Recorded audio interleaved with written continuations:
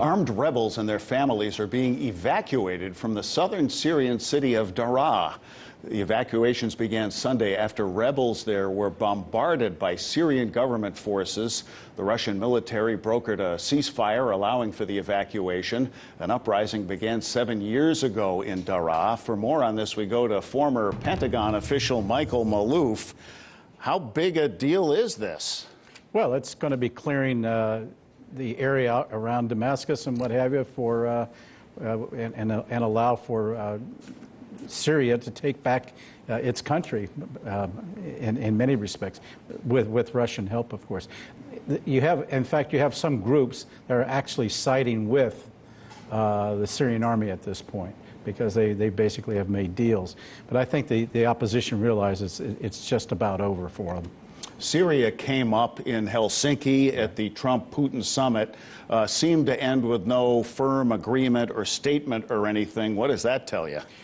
We don't know what was said in the 2-hour meeting that both presidents had, but I think that there was a push to try and get, by President Trump, to get Putin to influence the Iranians to come away from the border with Israel. You know, he's not going to be able to get them out.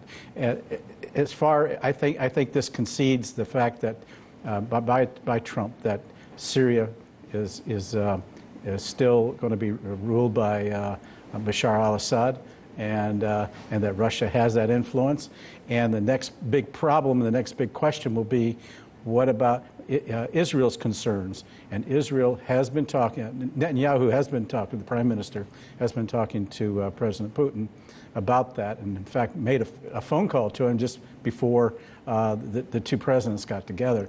So I think that issue probably came up in the closed-door meeting. So is this us stepping away from Syria?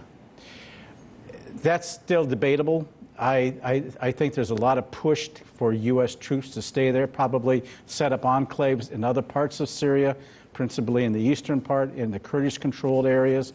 The president would like to get out, but you have folks in the Pentagon and elsewhere who want to keep troops in the region, leading potentially to a partition, and I think of Syria itself. And I think that this is something we're going to have to see how it plays out in the long term. We got about 30 seconds, but why don't we hear more about Syria in the mainstream media for all of the above reasons? Well, I think because other issues have superseded it. I think, and because the Syrian government has just about wound things down, and Russia has clearly showed that it's there, that its influence is going to remain there. And now the question is going to be in long term, what will the U.S. do? And I think that's still under debate. Michael Maloof, as always, thank you for your perspective. Hey YouTube, thanks for checking out our channel. We hope you enjoyed the video. We have tons of content for you just like this. For more of RT America's one-of-a-kind news and analysis, be sure to subscribe and never stop questioning more.